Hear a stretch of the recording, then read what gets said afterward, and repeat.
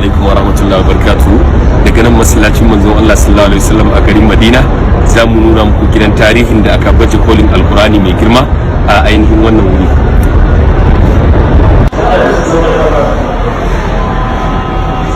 Wannan shine zaure na farko. A gefe na akwai yanki daga rigan ɗakin Kaba wanda ta kai shekaru 140. Lokacin ana yin ta a Misra, amma yanzu anan Saudi Arabia ake yi ne, ake ainihin kera rigar. An kawo ta ne nan don a nuna mana inda Qur'ani ya fara sauka Makka, sannan kuma nan kuma muna Madina inda ya karisa sauka kenan. Wannan shine zaure na biyu, yana magana akan annabul azim alqur'ani mai girma, wanda Allah madaukin sarki shine al-azim, shi ya saukar da alqur'ani maganarsa ne, sannan ya baiwa Jibril shine mala'ikan da yafi kowane mala'ika ainihin falala da daraja da alheri zuwa ga manzo Allah sallallahu alaihi wasallam, mafi alherin talikai. Sannan kuma a garin Makka da Madina mafi alherin garuruwa. Kafin nan kuma Allah madaukin sarki ya saukar da alqur'ani a cikin daren Lailatul Qadri, mafi alherin dare kuma mafi alherin ainihin wata. Wannan shi ke nuna mana girman alqur'ani mai girma, shine wannan zauren yake magana akai, da mu'jizar alqur'ani da falalan alqur'ani da sunan alqur'ani da sauransu. Wannan alƙur'ani da muke gani ana danganta shi da sayyidina Usman radiyallahu anhu sama da shekaru 1400 da suka wuce.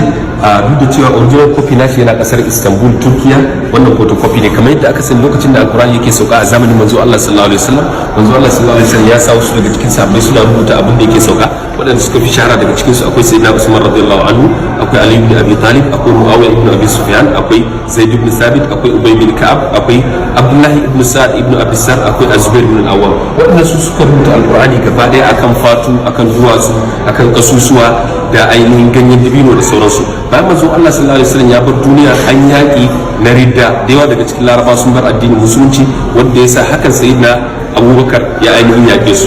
Aka kashe sama da mutum 70 daga cikin sahabbai waɗanda suka haddace alqur'ani mai girma. Sai sayyidina Umar yake ba sayyidina Abubakar shawarin ya hada alqur'ani, don dama da aka rubuta shi a zamanin manzo Allah sallallahu alaihi wasallam an rubuta shi ne, amma ba a hada shi wuri guda ba. Saboda haka sayyidina Abubakar shine ya umurci ainihin wasu mutane wanda ya sa Zaid bin Sabit shine shugaban su, suka ainihin hada alqur'ani wuri daya. Wannan alqur'ani ya ci gaba da zama a wurin sayyidina Abubakar, bayan sa sayyidina Umar, bayan sayyidina Umar Hafsa yar sayyidina Umar kuma matar manzo Allah sallallahu alaihi wasallam. A zamanin sayyidina Usman radiyallahu anhu musulunci ya faɗaɗa da yawa, waɗanda ba larabawa sun shiga addinin musulunci suna koyon karatu daga wurin sahabbai. Sai zamana sahabbai kuma sun koyi karatu ne daga wurin manzo Allah sallallahu alaihi wasallam, qira'o'i daban-daban. Sai zamana mutane sun fara samun sabani akan cewa qira'ata ita ta fitaka. Saboda haka da Hudhaifa ibn al-Yaman ya dawo daga Armenia, daga Azerbaijan, da ya ga abin da ya faru a can, sai ka ga sayyidina Usman ya kamata kai wani abu, don ba mu san abin da zai faru gaba ba, saboda kasancewar mutane suna sabani akan kira'o'i. Sayyidina Usman ya kira mutane hudu, ya roƙi Hafsa ta ara masa asalin original copy na Qur'ani, ta ara masa, ya sa su ainihin kofa daga wannan ainihin Qur'ani da manzo Allah ya bada izini aka rubuta.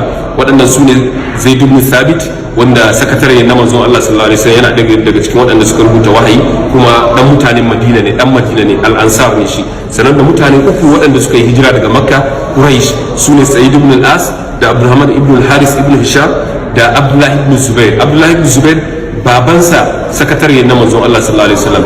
Saboda haka su ne suka kwafi wannan alqur'ani. Sayyidina Usman ya ce idan kun samu sabani akan wani abu, ku rubuta akan yaren waɗannan uku Qurayshawa, don Qur'ani ya sauka da yaren su ne. Suka yi kofi guda 6.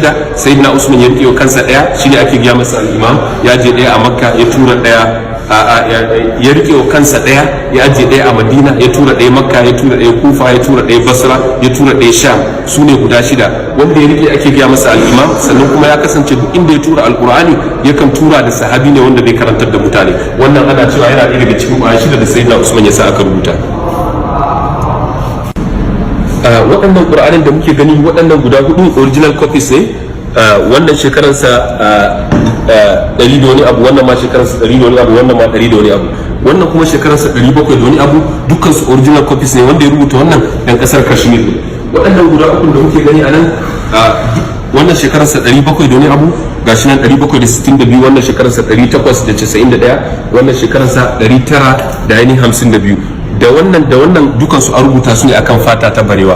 Waɗannan Qur'ani da muke gani duka da haru aka rubuta su, sannan kuma ana so a nuna mana yadda al'umma suke wa littafin Allah madaukakin sarki hidima, sannan kuma yadda Allah madaukakin sarki ya kare wannan alqur'ani ba wanda sai ƙara wani abu ko kuma ya rage wani abu. A wannan alqur'ani da muke gani wata mata ne ana gaya mata Nasim Akhtar ɗan ƙasar Pakistan ta rubuta wannan alqur'ani. Ta zauna shekaru 32 tana rubuta wannan alqur'ani, duk da ba ta fahimtar larabci, ba ta iya magana da larabci ba ta haddace alqur'ani ba, sai ta kalla ta kwafa, amma ta zauna shekaru 32 tun daga 1987 zuwa 2018 tana rubuta wannan alqur'ani. Wani ta rubuta shi ne akan tsumma, shekara 15 ta yi tana rubuta shi da bairo, sannan ta yi shekara 17 tana bin rubutun da ɗinki. A mujalladi 10 ne, kowane mujalladi akwai izu 3 a ciki.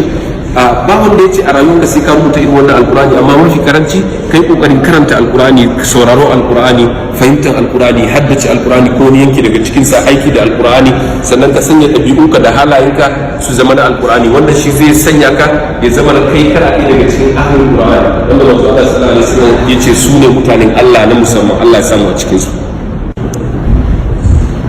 A waɗannan ƙur'ani da muke gani, wannan ɗan ƙasar Afghanistan ne ya rubuta wani alƙur'ani. Bayan ya rubuta alƙur'ani ya zo ya rubuta ƙira'at, sannan ya rubuta tafsiri da larabci, sannan sai ya rubuta tafsiri da yarensa. Wannan shekararsa 145, wannan shekararsa 730, an yi shi da ruwan gold. Sannan wannan kuma wanda ya rubuta alƙur'ani nan ya rubuta alƙur'ani nan gaba ɗaya a kan shafi 60 na alƙur'ani, kowane shafi ɗaya izu ɗaya kenan. Sannan ga ƙur'ani da yawa, amma dai ga wannan shekararsa 1049, sauran duk original copies ne, wannan ne photocopy. Original copy na shi na kasar Ireland. Sai wannan abin da muke gani cabinet din nan, wata mata ne ake gaya mata, ana kiranta da suna Amina Hani, shekaru 109 da suka wuce. A lokacin ita ce matar sarkin Misira, ta sa aka kira mata irin waɗannan guda shida, ta turo masallacin manzo Allah sallallahu alaihi wasallam a nan Madina, don a nuna mana mata ma ba su a baya wurin wani littafin Allah hidima. Wannan abu an kira shi ne da haure da giwa, sannan kuma da azurfa. Ko da yakin nan zaka ce abin da yana da kyau, ballantana shekaru 109 da suka wuce. Allah ba mu daman ikon yi wa alkurani hidima. A zamanin manzo Allah sallallahu alaihi wasallam haka ake rubuta alkurani mai girma, kasancewa dukkan musulmai larabawa ne, ba sai an sa musu digo ko sai kafin su karanta ba. Abu na biyu kuma kasancewa alkurani ana rubuta shi ne akan fatu, duwatsu da sauransu, yana da matukar wahala a sanya ainihin diguna. Bayan zamanin manzo Allah sallallahu alaihi wasallam, bayan zamanin sayyidina Abubakar da Umar da Usman, a zamanin sayyidina Aliyu musulunci ya fara faɗaɗa. Waɗanda asalin su ba larabawa sun shiga addinin musulunci. Sayyidina Aliyu ne ya umurci Abul Aswad ad-Du'ali ya sanya waɗannan digugunan, waɗannan ma'anan su wasu ne.